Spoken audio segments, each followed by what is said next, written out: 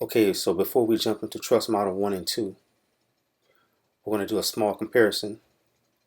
Your statutory trust is your public trust and is usually given to many entities. The beneficiaries should be redacted or basically not mentioned or mentioned indirectly, and we'll have an example of that. It's enumerated by section numbers and subsection letters, or one letter and number. For example, the beneficiaries can be found in section 4A and B of the statutory trust. Right, so this is our statutory trust, and each subject heading is a section, except for the announcement.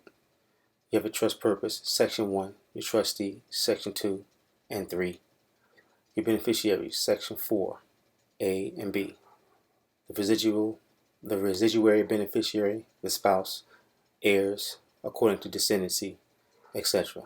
So, and I'm pretty sure that people know how to do the table of contents, but that's the enumeration of the table of contents that you want to be able to find all of your information throughout your trust.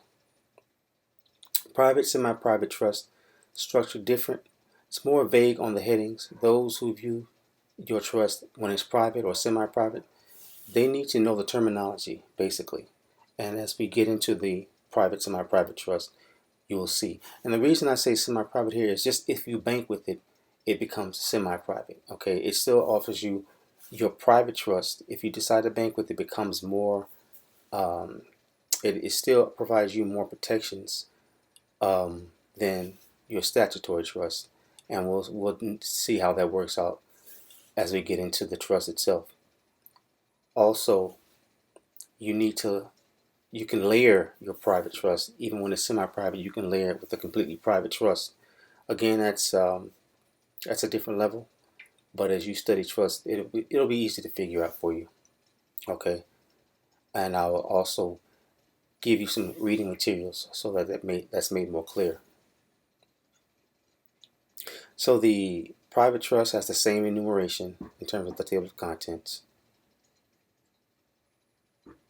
All notes in blue text are for your personal notation and not to be pasted to your original trust document.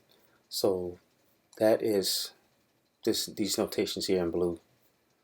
All throughout, I have notations in blue. That is not to be copy and pasted if you are to get the PDFs for the trust. Okay. Both trusts are amendable. Keep this in mind as the private trust can be supplemented with much more detailed information. The model you have is very basic. So understand that the trust models that we have here, especially the private trust, is very basic. You can put much more information in and make it a much more complete trust once your competency and trust knowledge expands. You can use some of the verbiage in the statutory trust in the private trust. And as you study, you will become competent in what you can and can't use. Trust me, once you start to study this verbiage will be like a nice puzzle for you to put together any way you choose. Okay, one major difference in the formatting of the private trust from the statutory trust is that the semi-private trust has the declaratory elements on the first page to make presentation of the trust existence easy and without sensitive information being revealed. And this concludes Module 5. We will proceed to Module 6, which basically consists of the statutory and the private to semi-private trust, and a few supplemental pages that are optional.